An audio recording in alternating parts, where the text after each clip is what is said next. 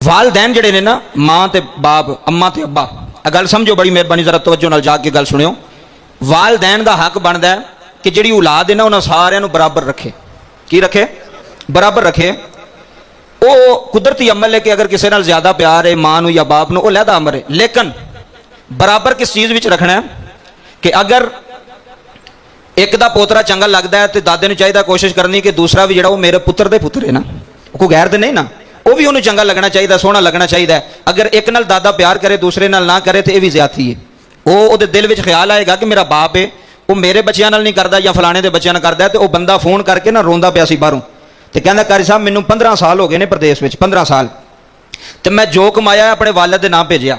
देखो ना असी जिथे मैंबर ते बह के मां की शान बयान करने, बाप की शान, यह भी चीज़ बयान होनी चाहिए कि तस्वीर के दो भी रुख इंसान के सामने हो, मतलब कोई वालदैन जो कोई ज्यादती कर रहा सुन के वो अमल कर लवे, जिंदगी बन जाए।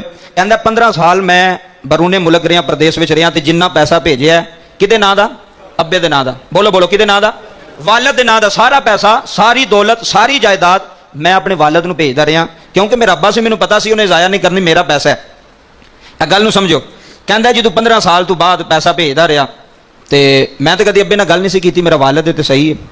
कहता 15 साल तो बाद जो मैं पिंड गया, अपने घर गया, तो जी मेरी सारी जायदाद सी ना, जी मेरे पैसों की बनी सी या अब्बे के पैसों की सी, उस अब्बे ने की किया भी मेरे भी जायदाद तो मेरे भी पैसे, तो जी वो जायदाद सी उन्हें सारी मेरे भरावां दे नाम ला छड़ी, तो मेरे ना एक मरला भी नहीं। समझो गल। बाप ने की किया, जिन्हें उन्हें पैसे बाहरों भेजे, जो उन्हें कमाई की उन्हें दूसरे भरावां दे ना, जिन्हों के कोल रहिंदा सी, वो तो प्रदेश में सी ना, जिन्हों के कोल रहिंदा सी सारी कमाई उन्होंने वास्ते, सारे प्लाट उन्होंने वास्ते, सारे मकान।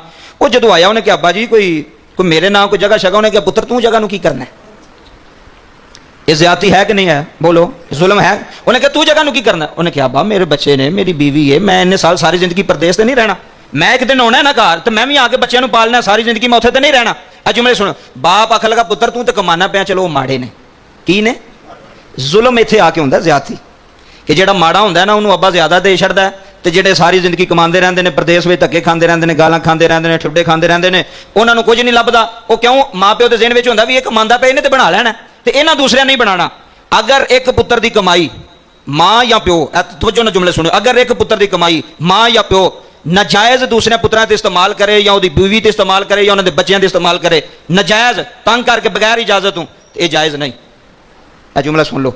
ये वालदैन नूं पुछ होनी है क़यामत वाले दिन, उहदे बाप नूं पुछ होनी जे, उहदी मां नूं पुछ होनी है भी तू कमाई क्यों लाई। जिदा बाबा जी जिन्ना हक बनता सी उहदा वालदैन दा हक बनता है ना, उन्होंने सामभ के रखना भी पुत्र ए जिहड़ी तू कमाई की है, यह तेरा प्लाट ही, यह तेरी जगह ही, यह तेरा घर ही, पुत्र जिन्ना जिन्ना तुसीं कमांदे रहे हो असां उन्होंने सामभ के रखिया। वालदैन नूं इंसाफ नहीं करना चाहिए, बोलो उची नहीं करना चाहिए। जे पुत्र सारी जिंदगी यकीन करता अब्बे उत्ते अम्मा उत्ते, तो फिर वालदैन भी चाहिए उहदे यकीन नूं ठेस ना पहुंचाण, उहदे यकीन नूं ना तोड़न। वो कहता कारी साहब मैं 15 साल कमा के मैं अज फिर भी कंगाल, मेरे को 1 रुपया ही नहीं, मेरे ना एक जगह ही नहीं, मैं की करा। वालदैन जो ज्यादती करेगा औलाद नाल, तो ऐटोमैटिक औलाद के ज़हन में प्यो की नफरत होएगी। मैं वो मैंबर तो गल नहीं कर सकता जिहड़ियां जिहड़ियां गालां अपने अब्बे नूं करदा पिया सी, मैं वो नहीं दस सकता की बनया जी। मुतनफर हो गया ना पुत्र, दूर हो गया ना प्यो तो, सारी जिंदगी उन्होंने प्यो के मत्थे नहीं लगना, उन्हें कहना मेरे प्यो ने ज्यादती की मेरे नाल, मेरे बाप ने जुल्म किया। जायदाद अंदर जिन्ना जिन्ना हक बनता माँ प्यो ने चाहिए उन्होंने देना, ये नहीं भी जेडे मेरी खिदमत पे करते हैं उन्होंने ज्यादा दे छड़ा, तो जिन्हें नहीं की यार, जिन्हें नहीं की छड्डो, उन्होंने अमल गुनाहगार तो उन्हें होना जेडे नहीं पे करते। बाप का हक बनता, माँ का हक बनता, किसी एक सैड में किसी एक नूह किसी एक पुत्र को लैके सारा उधर ही ना डोल जा, नहीं इन्होंने भी देना सारा कुछ इन्होंने वास्ते नहीं, वो बराबर के हकदार ने, क्योंकि औलाद है तेरी, उस प्यो की औलाद है, खून है ना वह, वो सारे अगर एक एक मरला होंगे तो सारे एक एक होंगे, अगर 2-2 मरले होंगे तो सारे बराबर होंगे। अगर वालदैन बराबर में तकसीम ना करनगे क़यामत वाले दिन वह गिरेबान होगा, अल्लाह पूछ लवेगा उस प्यो को, अल्लाह पूछ लवेगा उस मां को। इस वास्ते औलाद भी हक ने कि औलाद विच बराबरी की जाए, किसी ने ज्यादती ना की जाए, माँ प्यो किसी से जुल्म ना करे, वालदैन किसी पुत्र से ज्यादती ना करन। पर चल कोई गल नहीं, तू तो कमाना तू तो बना ही लेना यार, वो बना ले तो भावें ना बना ले, वह हक तो किसी ने ना दो, ये तो जुल्म है, ये तो ज्यादती है बहुत वड्डी। वालदैन नूं पुछ होनी कल क़यामत वाले दिन। अक्सर ऐसे केस होंदे जे, फोन करके लोग रोंदे ने, कहंदे कारी साहब तुसीं आंदे वालदैन की बड़ी शान है, तो हुण असीं की करिए दसो ना, असीं किहड़े पासे जाइए, एक मरले के मालक नहीं असीं। जे बाप नाल गल करिए तो लोग आंदे ने बेअदबी हो गई है, बाप नाल उच्ची गल भी नहीं कर सकते, मां नाल उच्ची गल भी नहीं कर सकते।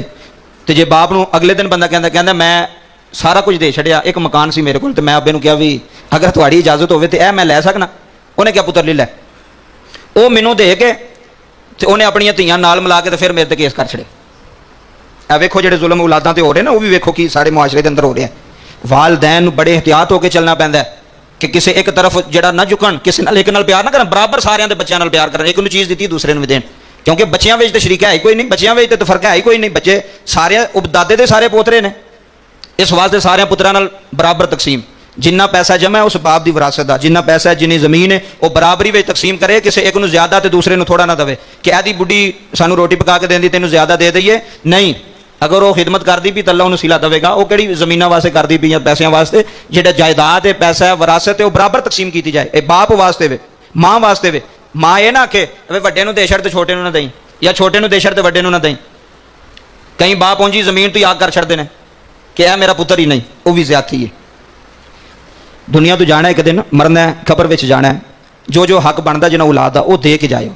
ਆਪਣੇ ਤੇ ਬੋਝ ਨਾ ਲੈ ਕੇ ਕੋਈ ਵੀ ਬੰਦਾ ਜਾਵੇ ਆਪਣੇ ਮੋਢਿਆਂ ਤੇ, ਆਪਣੇ ਸਿਰ ਤੇ, ਕਿ ਕੋਈ ਬੰਦਾ ਬੋਝ, ਕਿਉਂਕਿ ਕਬਰ ਵਿੱਚ ਜਿਹਨੂੰ ਜ਼ਿਆਦਾ ਦਿੱਤੀ ਜੋ ਉਹਨੇ ਤੁਹਾਡੇ ਨਾਲ ਨਹੀਂ ਲੇਟਣਾ ਕਬਰ ਵਿੱਚ, ਜਾਂ ਜਿਹਨੂੰ ਥੋੜੀ ਦਿੱਤੀ ਜੋ ਉਹਨੇ ਨਹੀਂ ਆ ਕੇ ਲੇਟਣਾ। ਕਬਰ 'ਚ ਇਕੱਲਿਆਂ ਹੀ ਜਾਣਾ ਹੀ। ਕਬਰ ਬੰਦ ਹੋ ਜਾਣੀ ਹੈ, ਜ਼ਿਆਦਾ ਵਾਲੇ ਨੇ ਵੀ ਵਾਪਸ ਆ ਜਾਣਾ ਤੇ ਥੋੜੇ ਵਾਲੇ ਨੇ ਵੀ ਵਾਪਸ ਆ ਜਾਣਾ। ਤੇ ਜਿਹਨੂੰ ਜ਼ਿਆਦਾ ਦਿੱਤਾ ਉਹਨੇ ਵੀ ਫਿਰ ਹਿੱਸਾ ਮੰਗਣਾ, ਵੀ 10ਵੇਂ ਦਾ ਖਤਮ ਦਵਾਇਆ ਤੇ ਦਿਓ 30,000 ਰੁਪਇਆ ਸਾਰੇ ਭਰਾ।